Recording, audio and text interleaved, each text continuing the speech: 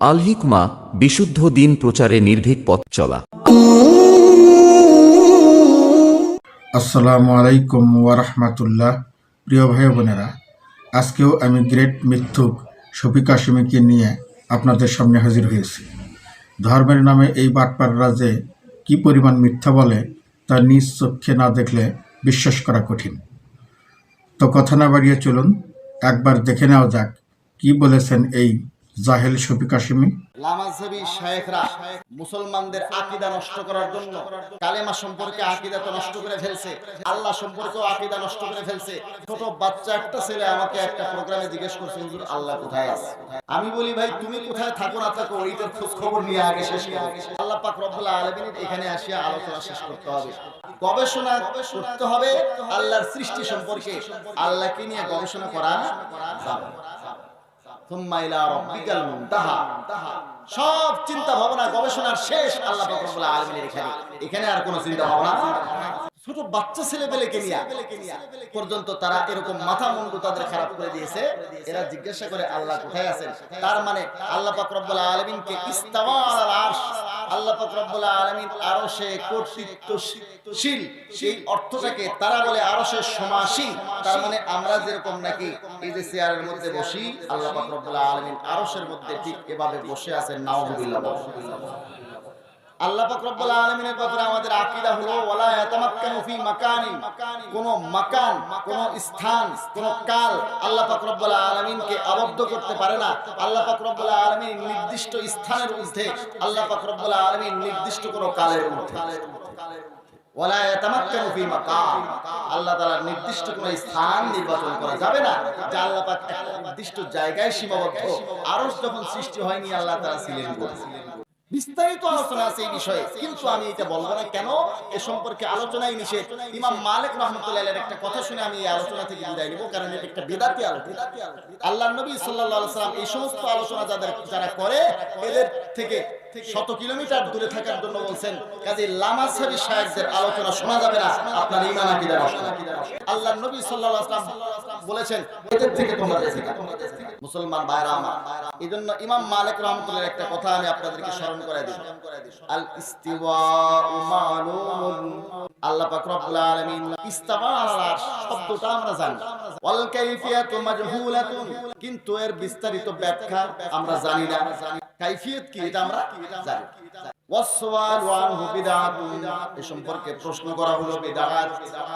ওয়াল ঈমানু বিহি ওয়াজিবুন, এর উপরে ঈমান আনাটা হলো ওয়াজিব। তাইলে আল্লাহ পাক রব্বুল আলামিন কোথায় আছেন, আল্লাহর আকার আছে না নাই, এই সমস্ত বিষয়ে আলোচনা করা যাবে। তবে যারা আকারে বিশ্বাসী, দেহবাদের আকীদায় বিশ্বাসী, ফিরকায়ে মুজাসসিমা এবং ইহুদিবাদের আকীদায় বিশ্বাসী, এখান থেকে বাঁচতে হবে। প্রিয় ভাই বোনেরা, এতক্ষণ আপনারা জাহেল শফিক হাশেমীর মিথ্যাচার শুনলেন। এখন আমরা তার করা প্রত্যেকটি মিথ্যাচারের জবাব দেব এবং সেই সাথে কথিত এই হানাফি মুকাল্লিদের মুখোশ জাতির সামনে উন্মোচন করব ইনশাআল্লাহ। তো চলুন আল্লাহর নামে শুরু করা যাক। শফিক হাশেমীর অভিযোগ হলো লামাযহাবী শায়েখরা নাকি মুসলমানদের আকীদা নষ্ট করে ফেলছে। আকীদা নষ্ট করার প্রসঙ্গে আমরা একটু পরে আলোচনা করব, তবে তার আগে চলুন প্রকৃত লামাযহাবী কারা এদের সম্পর্কে আগে জেনে নেওয়া যাক। এখন এই প্রসঙ্গে আলোচনা করবেন প্রিয় ভাই ব্রাদার রাউল হোসেন। তো চলুন শুরু করা যাক। আমাদেরকে কিছু মানুষ দেখবেন কয়েকটা অভিযোগ দেয়, তার মধ্যে একটা হচ্ছে লামাযহাবী বলে, কি বলে না কেন?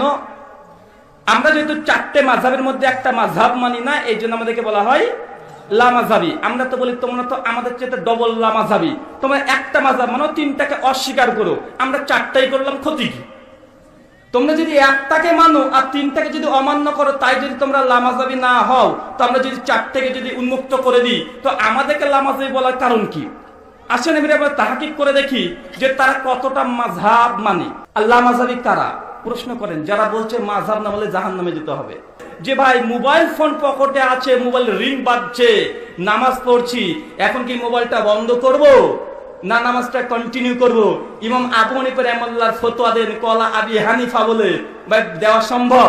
তো এইখানে কার মাযহাব মানা হয়? সহবাসের ক্ষেত্রে ক্ষণস্থায়ীভাবে কন্ডম ব্যবহার করা জায়েজ না না জায়েজ? ইমাম আবু হানিফা রাহিমাহুল্লাহর ফতোয়া দেওয়া সম্ভব? এরকম কয়েক লক্ষ কোটি কোটি মাসালা নতুন আছে, বলুন তো এই নতুন মাসালাতে কাকে মানে? কোন উত্তর আছে? জি না। ডাক্তারি শাস্ত্রের মধ্যে না হলে কয়েক হাজার নতুন মাসালা আছে। ইন্টারনেট, মোবাইল ফোন, কম্পিউটার এগুলো নিয়ে কয়েক হাজার নতুন নতুন মাসালা আছে। তবে বলুন তো এই 4 ইমাম থেকে এই নতুন আধুনিক মাসালা দলিল দেওয়া সম্ভব? তাহলে কার মাযহাব মানা হয়? নতুন মাসালাতে তারা কারোই তাকলিদ করে না, তখন নতুন নতুন মুজতাহিদ তারা হয়ে যায়। আরেকটা পয়েন্ট ভাই, বলুন নবীজি নূরের তৈরি না মাটির তৈরি? মাটির তৈরি বলছেন। তাদেরকে ঘুরিয়ে প্রশ্ন করেন, ভাই নবীজি নূরের তৈরি না মাটির তৈরি? আবু হানিফা রাহিমাহুল্লাহর কি আকীদা ছিল? বিষ পান করতে রাজি হবে, কিন্তু এই ব্যাপারে মুখ খুলতে রাজি হবে না। কথা মনে রাখবেন, তাদের বই পরিষ্কার রুদ্দুল মুখতার প্রথম খণ্ড 34 পৃষ্ঠাতে লিখেছেন, আকীদাগত বিষয়ে ইমাম আবু হানিফা রাহিমাহুল্লাহর তাকলিদ করা হারাম, এটা যাবে না। কেন জানেন? ঘরের মধ্যে সাপ আছে এই জন্য। ইমাম আবু হানিফা রাহিমাহুল্লাহ নামে প্রচলিত একটা গ্রন্থ আছে আল ফিকহুল আকবার, নাম শুনেন নাই ভাই? এই বইটা পড়লে বুঝতে পারবেন যে তারা কেন বলে ইমাম আবু হানিফা রাহিমাহুল্লাহর আকীদাতে তাকলিদ করা যাবে না। কেন? কারণ তাদের যে আকীদা ইমাম আবু হানিফা রাহিমাহুল্লাহর সেই আকীদা ছিল না, এবং আমাদের যে আকীদা সেটা ইমাম আবু হানিফা রাহিমাহুল্লাহর আকীদা। তার জন্য আকীদাতে পরিষ্কার বলছে যে ইমাম আবু হানিফা রাহিমাহুল্লাহর তাকলিদ করা যাবে না। কেন? এটা আকীদাই, তাহলে ইমাম আবু হানিফা রাহিমাহুল্লাহকে মানে না। তার মানে ইমাম আবু হানিফা রাহিমাহুল্লাহ তারা আকীদাগত বিষয়ে তারা গায়রে মুকাল্লিদ কি গায়রে মুকাল্লিদ নয়? তা তো আকীদাতে তাকলিদ করে না। 2, নতুন নতুন আধুনিক মাসালাতে করে না। মানে মাত্র 25%, তো 40টা ইমাম, তো ইন্টোটা 25 কে 40 দিয়ে ভাগ করলে কিছু থাকে রে ভাই? আবার আমাদেরকে বলছে না মাযহাবী। বা যদি প্রশ্ন করব মনে করি হাজার হাজার প্রশ্ন করা যাবে, মূলত শুধু নামাজ, রোজা, হজ, যাকাত, রফল এবেন করতে হবে কি হবে না, আমিন বলা যাবে কি যাবে না, আর বুকের পুরে না নামের নিচে হাত বাঁধে গোটা দশেক মাসালাতে তাকলিদ করে তারা নাকি বড় মুকাল্লিদ হয়ে গেছে। বড় বড় পয়েন্ট গুলোকে ছেড়ে দিয়েছে, আর মানুষকে এই পয়েন্টটা দেখিয়ে বলছে যে তারাই নাকি বড় একটা মুকাল্লিদ, আর আমাদেরকে গায়ের মুকাল্লিদ লা মাযহাবী বলে তারা কটু মন্তব্য করছে। প্রিয় ভাই বোনেরা, এতক্ষণ আপনারা প্রিয় ভাই ব্রাদার রাহুল হোসেনের বক্তব্য শুনলেন। নিশ্চয়ই আপনারা বুঝে গেছেন যে সালাফিরা সবগুলো মাযহাবকেই মেনে চলে। 4 মাযহাবের যে বিষয়গুলো কোরআন ও সহিহ হাদিসের সাথে মিলে যায় তারা সবগুলোই মানে। সুতরাং সালাফি তথা আহলে হাদিসরা কোনোভাবেই লামাযহাবী হতে পারেন না। প্রকৃত লামাযহাবী হলো শফি কাশিমের মতো দেওবন্দি কথিত হানাফি অন্ধ মুকাল্লিদরা, যারা শুধুমাত্র ইমাম আবু হানিফার হাতে গোনা কয়েকটি ফিকহি মাসআলার অনুসরণ করে, কিন্তু আকীদার বিষয়ে ইমাম আবু হানিফাকে 100% অস্বীকার ও বর্জন করে। প্রিয় ভাই বোনেরা, শফি কাশিমের আপত্তি হলো লামাযহাবী শায়েখদের আলোচনা শোনা যাবে না, কারণ এতে নাকি ইমান আকীদা নষ্ট হয়ে যাবে। তারা ছোট বাচ্চাদের মাথা মুন্ডু নাকি খারাপ করে ফেলছে। জাহেল শফি কাশিমিকে এর জবাবে বলতে চাই, লামাযহাবী শায়েখ বলতে তুমি যদি সালাফি তথা আহলে হাদিস শায়েখদের বুঝিয়ে থাকো, তাহলে আমি বলবো তুমি মানুষকে বিভ্রান্ত করছো, নিজেদের দোষ ও বদ খাসলত অন্যের ঘাড়ে চাপানোর চেষ্টা করছো। যা একটু আগেই প্রমাণ করা হয়েছে যে প্রকৃত লামাযহাবী হলে তুমি ও তোমার মতো অন্ধ মুকাল্লিদরা। সুতরাং তোমার মতো মূর্খ লামাযহাবী কাঠমোল্লাদের আলোচনা শুনেই মানুষ বিভ্রান্ত হচ্ছে। পূর্ববর্তী আহলে কিতাব আলেমদের মতো তোমরাই প্রতিনিয়ত মুসলমানদের ইমান ও আকীদা হরণ করে চলছ। যুগে যুগে বিশুদ্ধ ইসলামের পথে তোমরাই হলে এই উম্মাতের প্রধান বাধা। প্রিয় ভাই বোনেরা, সালাফিদের প্রতি মিথ্যুক শফি কাশিমের আর একটি অভিযোগ হলো সালাফিরা নাকি আল্লাহকে নির্দিষ্ট স্থানের মধ্যে সীমাবদ্ধ করে ফেলেছে। তারা নাকি বলে যে আল্লাহ আরশে সমাসীন, তিনি যেভাবে চেয়ারে বসে আছেন আল্লাহও নাকি সেইভাবে বসে আছেন। বরাবরের মতো সালাফিদের বিরুদ্ধে এমন মিথ্যা তহমত দিয়ে থাকেন এই শফি কাশিম। এ প্রসঙ্গে আমি মিথ্যুক শফি কাশিমকে বলতে চাই, এমন কথা সালাফিদের কোন শায়েখ কোথায় এবং কখন বলেছেন তোমাকে অবশ্যই তার প্রমাণ দিতে হবে। প্রমাণ দিতে ব্যর্থ হলে এমন মিথ্যাচারের অপরাধে জাতির সামনে তোমাকে অবশ্যই ক্ষমা চাইতে হবে। তুমি যদি এটা না করো তাহলে তোমার উদ্দেশ্যে ছোড়া পচা ডিম থেকে আত্মরক্ষার জন্য প্রস্তুতি নিতে থাকো। প্রিয় ভাই বোনেরা, এখন এই প্রসঙ্গে আমরা আলোচনা শুনব প্রিয় শায়েখ আব্দুল্লাহ বিন আব্দুর রাজ্জাক হাফিজাহুল্লাহর কাছ থেকে। তো চলুন শুরু করা যাক। ইমাম মালিককে যখন জিজ্ঞেস করা হলো যে আল্লাহ সুবহানাহু তাআলা বলছেন যে ইস্তাওয়া আলাল আরশ, আরশে আছেন কিভাবে? তখন ইমাম মালিক উত্তরে বলছেন, আল ইস্তিওয়াউ মালুমুন, আল্লাহ যে আরশের উপর আছেন এই কথা তো আল্লাহ কোরআনে বলেছে, অতএব মানতে হবে, বিশ্বাস করতে হবে। ওয়াল কাইফু মাজহুলুন, কিন্তু কিভাবে আরশের উপর আছেন তা জানি না। কেন আল্লাহর অস্তিত্ব অজানা, তার গুণ কিভাবে জানবো? আল্লাহর অস্তিত্ব কোনোদিন দেখিনি, তার গুণের কিভাবে ব্যাখ্যা করব? ওয়াসসুআলু আনহু বিদআহ, আর এই বিষয়ে প্রশ্ন করাটাই হচ্ছে গুনাহের কাজ, পাপের কাজ। এখন আমি আপনাদেরকে আরেকটু খুলে বলি যে আল্লাহ সুবহানাহু তাআলা কেন এরকম সাদৃশ্যপূর্ণ জিনিস দিয়ে তার নিজের গুণ বর্ণনা করলেন। আল্লাহ সুবহানাহু তাআলাকে তো নিজেকে, তার বান্দাকে চিনাতে হবে।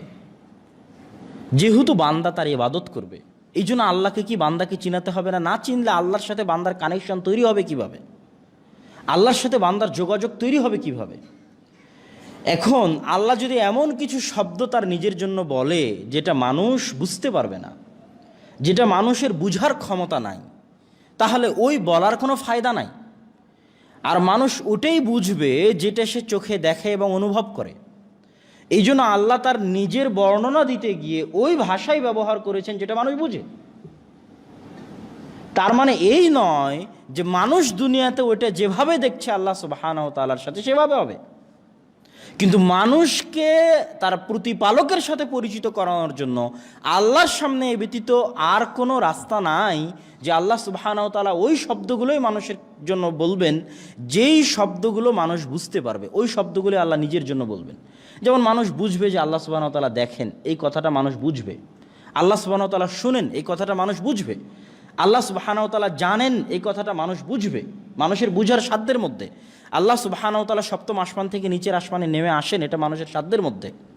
এই জন্য এই শব্দগুলো দিয়ে আল্লাহ সুবহানাহু ওয়া তাআলা তার নিজের গুণের বর্ণনা দিয়েছেন, যাতে মানুষ তার প্রতিপালককে চিনতে পারে।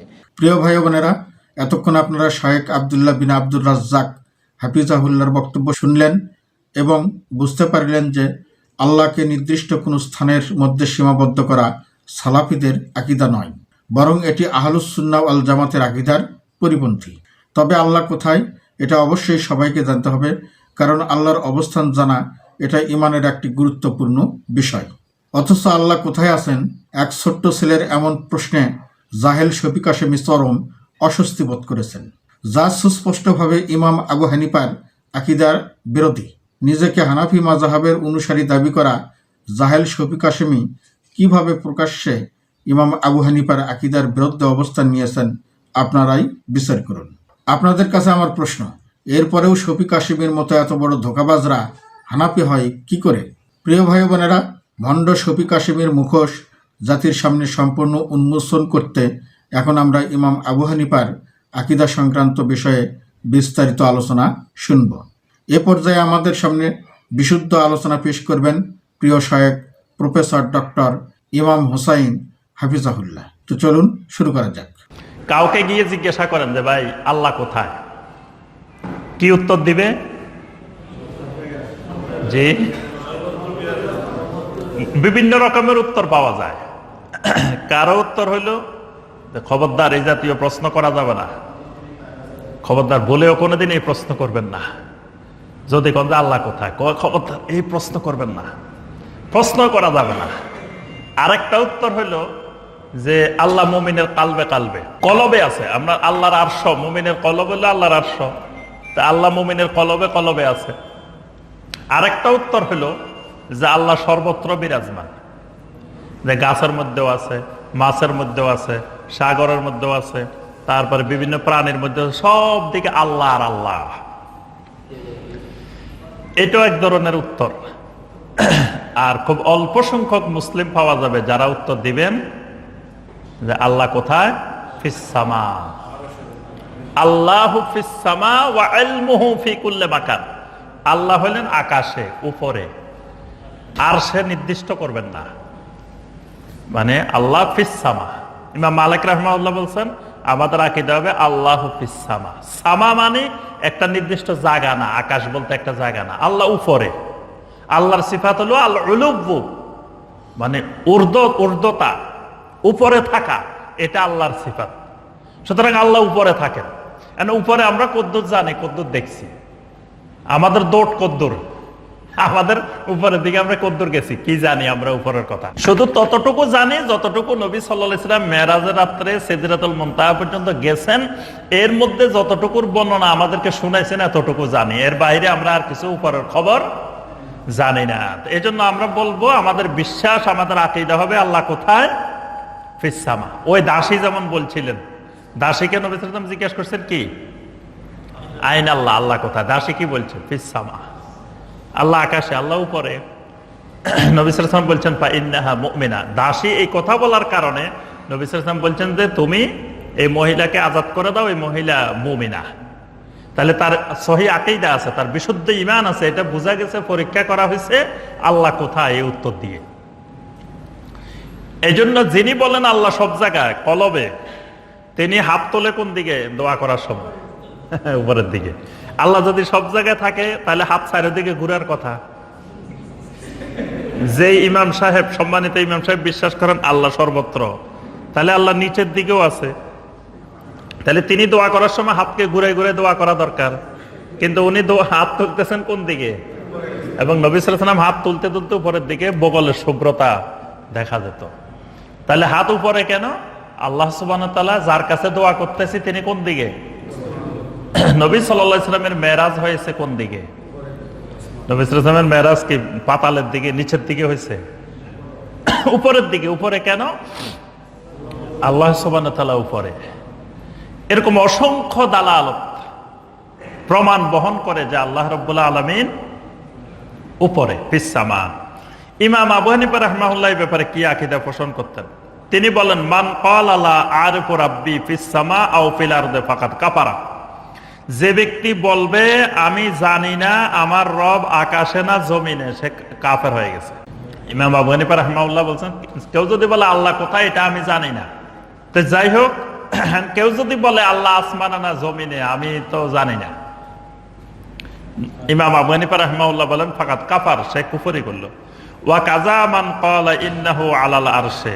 যদি কেউ বলে না ঠিক আছে আল্লাহ আরশে, তবে আমি জানি না আরশ আসমানে না জমিনে, সেও কাফের।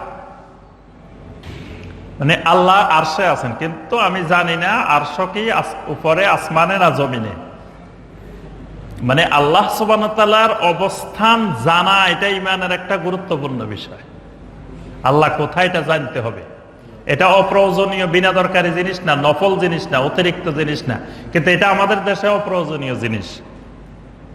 কারণ সবাই তো আগেই জানে গেছে আল্লাহ কলবের ভিতরে, আল্লাহ কলবে ঢুকে গেছে। কেউ জানে গেছে আল্লাহ সর্বত্র বিরাজমান, এই জন্য আল্লাহর অবস্থান জানাকে গুরুত্ব মনে করে না। ইমাম আবু হানিফা রাহিমাহুল্লাহ বলেন এটা খুবই গুরুত্বপূর্ণ একটি বিষয়, এর ব্যতিক্রম হইলে ইমান থাকবে না। প্রিয় ভাই বোনেরা, এতক্ষণ আপনারা প্রিয় শায়েখ ডক্টর ইমাম হোসাইন হাফিজাহুল্লাহর কাছ থেকে আল্লাহ সুবহানাহু ওয়া তাআলা সংক্রান্ত আকীদার বিস্তারিত খুঁটিনাটি জানতে পারলেন। সেই সাথে এই বিষয়ে ইমামে আজম আবু হানিফার আকীদা সম্পর্কেও বিস্তারিত জানলেন। এখন আপনারাই বিচার করুন, জাহেল শফিক কাসেমের মতো মিথ্যুক, ধোঁকাবাজ, ভণ্ড ও ভ্রান্ত মাতুরিদি আকীদার ধারক বাহকরা কিভাবে নিজেদেরকে হানাফি কিংবা ইমাম আবু হানিফার মাযহাবের অনুসারী হিসেবে দাবি করতে পারেন। সুতরাং আমি আপনাদের প্রতি আহ্বান জানাবো, আপনারা নিজ নিজ অবস্থান থেকে এই ধোঁকাবাজ ধর্ম ব্যবসায়ীদের বিরুদ্ধে ঐক্যবদ্ধ প্রতিরোধ গড়ে তুলুন, যাতে করে এই ধোঁকাবাজরা ধর্মের নামে আর একজন ব্যক্তিকেও পথভ্রষ্ট করতে না পারে। প্রিয় ভাই বোনেরা, ভিডিওটি উপকারী মনে হলে নিচের বেল আইকন বাটনে চাপ দিয়ে চ্যানেলটি সাবস্ক্রাইব করুন। এই ধরনের নিত্য নতুন ভিডিও পেয়ে যাবেন সবার আগে। ভিডিওটিতে একটি লাইক ও একটি কমেন্টস করে আপনাদের মূল্যবান মতামত ও পরামর্শ দিয়ে আমাদের সাথেই থাকুন। সেই সাথে ভিডিওটি শেয়ার করে অন্যদের দেখার সুযোগ করে দিন। এটি আপনার আমলনামায় অবশ্যই সাদাকায়ে জারিয়ার সওয়াব হিসেবে লিপিবদ্ধ হবে ইনশাআল্লাহ। প্রিয় ভাই বোনেরা, এতক্ষণ সাথে থেকে পুরো ভিডিওটি দেখার জন্য সবাইকে ধন্যবাদ। আবারও দেখা হবে নতুন কোনো এক ভিডিওতে। সেই পর্যন্ত ভালো ও সুস্থ থাকুন। আল্লাহ হাফিজ।